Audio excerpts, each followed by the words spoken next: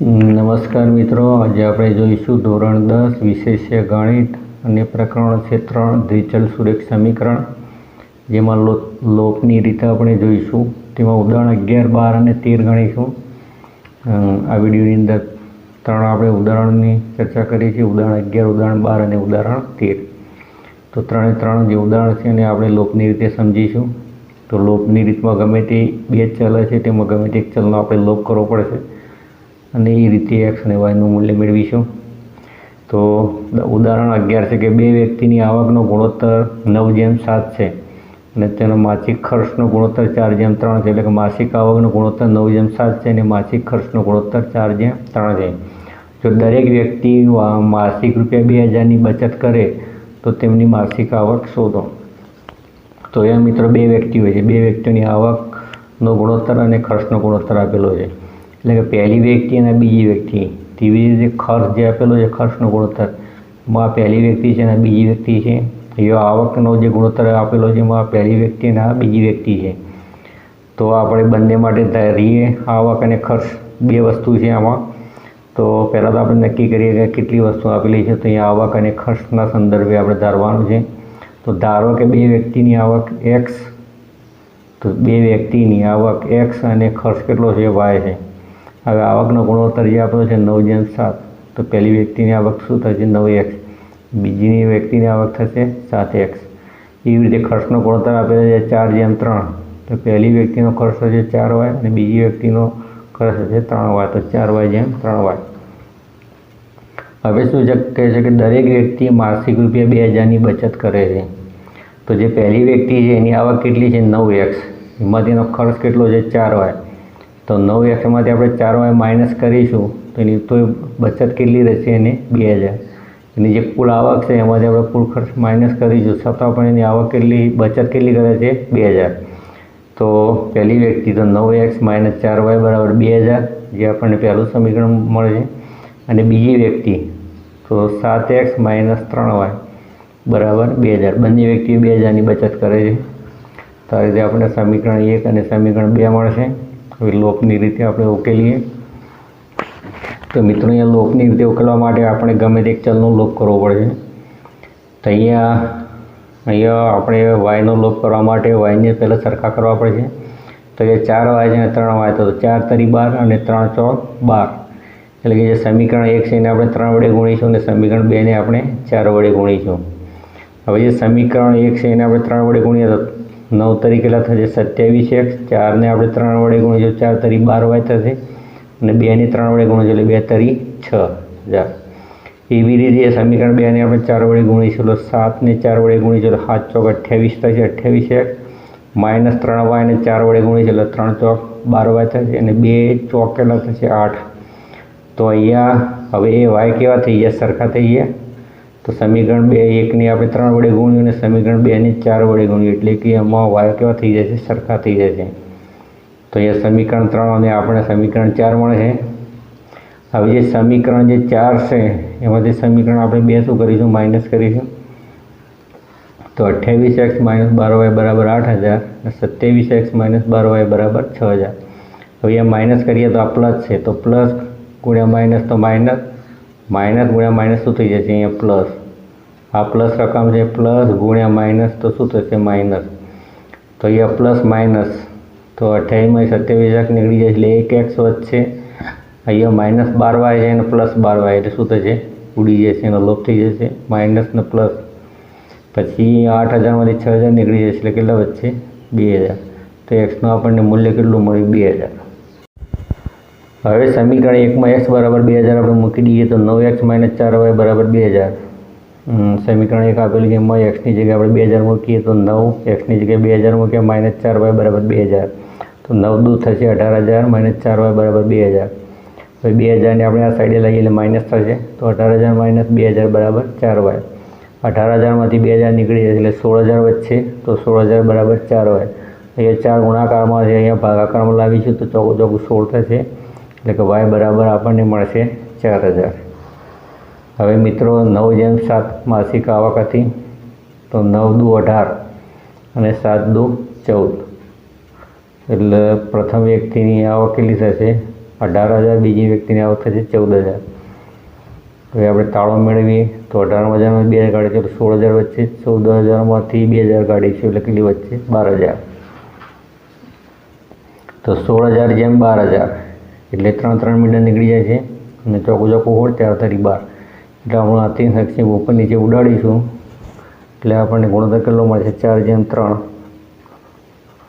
તો 16,000 ભાગ્યા 12,000, 3 મીટર ઉડી ગયા, 4 તારી 12 અને ચોખ્ખું 16, 4 4 નીકળી ગયા એટલે 4/3 બરાબર 4:3. તો 4:3 ખર્ચનો ગુણોત્તર મળે છે. તો આ રીતે તાળો મેળવી શકીએ. તો આ પણ મિત્રો તમારા માટે ખૂબ જ મહત્ત્વનું ઉદાહરણ છે.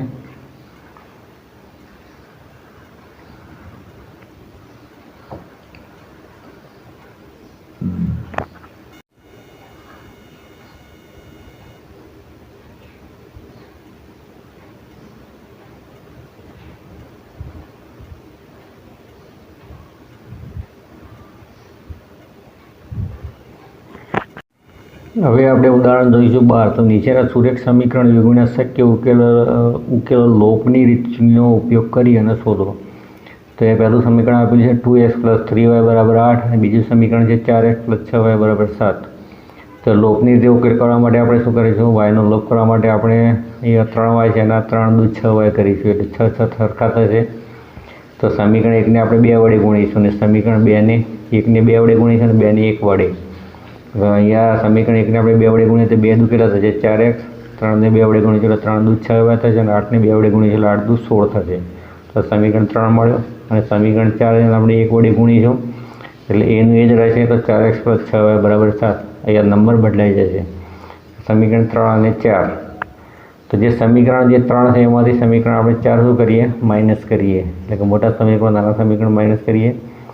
તો અહીંયા plus minus minus plus minus minus plus minus minus 4 નીકળી જાય. અહીંયા પ્લસ માઇનસ એટલે કે વાય પણ નીકળી ગયો. 16માંથી 7 જશે એટલે કેટલા વચ્ચે 9. તો અહીંયા એક્સ અને વાય બંનેનો લોપ થઈ જાય છે એટલે કે 0 = 9. તો આ વિધાન કેવું છે? અસત્ય છે એટલે કે આનો કોઈ ઉકેલ નથી. તો મિત્રો અહીંયા જે ઉદાહરણ જે બહાર આપેલું છે તેનો લોપની રીતે ઉપયોગ. લોપની રીતે આપણે વાયનો લોપ કરવા જતાં બંને જે ચલ છે એનો શું થઈ જાય છે? લોપ થઈ જાય છે એટલે કે અહીંયા કોઈ એક્સ કે વાયનું મૂલ્ય મળતું નથી. એટલે કે આ કેવું વિધાન છે? અસત્ય વિધાન છે એટલે કે આનો કોઈ ઉકેલ નથી. હવે આપણે જોઈશું ઉદાહરણ 13. તો ઉદાહરણ 13 2 અંકોની એક સંખ્યા અને તે સંખ્યાના અંકોની અદલાબદલી કરતા મળતી સંખ્યાનો સરવાળો સાચળ છે. જો તે સંખ્યાના અંકોનો તફાવત 2 હોય તો તે સંખ્યા શોધો. આવી કેટલી સંખ્યા હોય છે? 2 અંકોની એક સંખ્યા, 2 આંકડાની સંખ્યા એટલે કે એમાં એકમ અને દશક બંને હશે. આવા સંખ્યાના અંકોની અદલાબદલી કરતા મળતી સંખ્યાનો સરવાળો સાચળ છે. એટલે 2 અંકોની એક સંખ્યા અને તે સંખ્યાના અંકોની અદલાબદલી કરતાં મળતી સંખ્યા એટલે કે દશક એકમવાળી સંખ્યા છે. એનો ઉલટફુલટ કરશો એટલે દશકનો અંક છે એકમનો અંક થઈ જાય, એકમનો અંક દશક થઈ જશે. તો એ બંનેનો સરવાળો કેટલો આપેલો છે? 66 છે. એટલે કે મૂળ સંખ્યા અને અદલાબદલી કરેલી સંખ્યા એ બંનેનો સરવાળો કેટલો છે? 66 છે. અને તફાવત કેટલો આપેલો છે? 2. તો મૂળ સંખ્યા ના એટલે દશકનો અંક અને એકમનો અંક, આ જે 2 અંકો છે એનો તફાવત કેટલો આપેલો છે? 2. એ બીજું સમીકરણ બનશે તેના આધારે. તો ચાલો જોઈએ ઉદાહરણ 13. તો એ 2 અંકોની એક સંખ્યા, 2 અંકોની એક સંખ્યા એટલે કે એકમ અને દશકનો અંક છે. તો માટે આપણે ધારો કે એક સંખ્યાનો દશકનો અંક આપણે x ધારીએ અને એકમનો અંક y ધારીએ. કેમ કે દશકનો અંક પહેલાં આવશે પછી એકમનો અંક આવશે. દશક એકમ પાછળથી જોઈશું તો એકમ ને દશક, આગળથી જોઈશું એટલે દશક અને એકમ આવે એટલે દશકનો અંક આપણે x ધારીએ અને એકમનો અંક y ધારીએ. તો એ મૂળ સંખ્યા કઈ બનશે? તો દશક પ્લસ એકમ એટલે કે x + y. પણ દશકનો અંક કેટલા વડે ગુણાયેલો હોય છે? 10 વડે ગુણાયેલો હોય છે એટલે કે 10x + y. તો એ આપણે આ મૂળ સંખ્યા બનશે 10x + y. હવે અંકોની અદલાબદલી કરીએ એટલે દશકનો અંક છે એ શું થઈ જશે? એકમનો અંક ને એકમનો અંક દશકનો અંક થશે એટલે કે 10y થશે. તો અહીંયા 10y અને x છે અહીંયા વાયની જગ્યાએ જતું રહે તો 10y વત્તા એક્સ એટલે કે ઉલટ સુલટ થઈ જાય છે આંકડા. તો અંકોની અદલાબદલી કરતાં કઈ સંખ્યા મળશે? 10y plus x. હવે શું કહે છે કે બે અંકોની એક સંખ્યા અને તે સંખ્યાના અંકોની અદલાબદલી કરતાં મળતી સંખ્યા, આ બંનેનો સરવાળો કેટલો છે? 66. એટલે કે આ સમીકરણ મૂળ સંખ્યા અને અદલાબદલી કરતાં બનતી નવી સંખ્યા, આ બંનેનો સરવાળો કેટલો છે? 66 છે. તો મિત્રો અહીંયા મૂળ સંખ્યાની અદલાબદલી કરતાં મળતી સંખ્યાનો સરવાળો કેટલો છે? 66 છે. તો 10x plus y plus 10y plus x બરાબર 66. તો અહીંયા 10x ને x, 10x plus y plus 10y plus x અહીંયા કોન્સ આપણે કાઢી નાખ્યા. પછી 10x ને 1 એક્સ એટલે 11x થશે અને y પ્લસ 10y કેટલો થશે? 11y થશે બરાબર 66. તો 11x પ્લસ 11y બરાબર 66. હવે 11 વડે સમીકરણને ભાગી નાખીએ તો 11 એકા 11, 11 એકા 11 ને 11 છક 66. એટલે કે અહીંયા x પ્લસ y બરાબર 6. આ સમીકરણ 1 મળશે આપણને. હવે તે સંખ્યાના અંકોનો તફાવત 2 છે. એટલે કે મોટી એટલે કે અહીંયા એકમના અંકમાંથી આપણે દશકના અંકમાંથી આપણે એકમના માઇનસ કરીએ તો અહીંયા x માઇનસ વાય બરાબર 2 અથવા y માઇનસ એક્સ પણ કરી શકાય અથવા x માઇનસ વાય પણ કરી શકાય. તો અહીંયા x માઇનસ વાય બરાબર 2 સમીકરણ 2 મળે છે. તો પહેલું સમીકરણ મળે છે x પ્લસ વાય બરાબર 6 અને બીજું સમીકરણ મળે છે x માઇનસ વાય બરાબર 6. હવે આ બંને સમીકરણો આપણે સરવાળો કરીએ કારણ કે અહીંયા એક પ્લસ વાય છે ને એક માઇનસ વાય છે એટલે આપણે એને કોઈ ગુણવાની જરૂર પડશે નહીં. તો અહીંયા પ્લસ ગુણ્યા પ્લસ પ્લસ જ રહેશે, માઇનસ ગુણ્યા પ્લસ માઇનસ થશે અને પ્લસ ગુણ્યા પ્લસ પ્લસ. તો વાય અને માઇનસ વાય શું થશે? નીકળી જશે. એટલે એક્સ પ્લસ એક્સ એટલે 2x થશે. 6 અને 2 કેટલા થશે? 8. તો 2x બરાબર 8. તો x બરાબર આ બે ગુણાકારમાં છે, અહીંયા ભાગાકારમાં જશે એટલે 8 ભાગ્યા 2 એટલે 2 ચોક 8 થાય છે. એટલે એક્સનું મૂલ્ય કેટલું મળશે? 4. તો એક્સનું મૂલ્ય છે આપણે કોઈ બી સમીકરણ મૂકી દઈએ તો x પ્લસ વાય બરાબર 6. તો 4 પ્લસ વાય બરાબર 6. તો વાય બરાબર 6 માઇનસ 4. 4ને સામે લઈ જઈએ એટલે માઇનસ થશે. 6માંથી 4 નીકળી જાય છે એટલે વાયનું મૂલ્ય કેટલું મળશે? 2. તો યો 10x પ્લસ વાય અને 10y પ્લસ એક્સ બંનેમાં આપણે x ને y મૂકીએ તો એ 42 મળે છે અને અહીંયા કેટલા મળે છે? 24. હવે મૂળ સંખ્યાની અંકોની અદલાબદલી કરેલી સંખ્યા આ બંનેનો સરવાળો કેટલો છે? 66 થાય છે. તો 4 થી 50 60, 64 ને 2 66 થઈ ગયો. તેવી રીતે બંનેનો તફાવત કેટલો છે? 2 છે. તો 4માંથી માઇનસ 2 કરીશું એટલે કેટલા મળે છે? 2. તો એ દાખલો આપણે ખરો છે એની ચકાસણી કરી શકીએ છીએ તાળો મેળવી.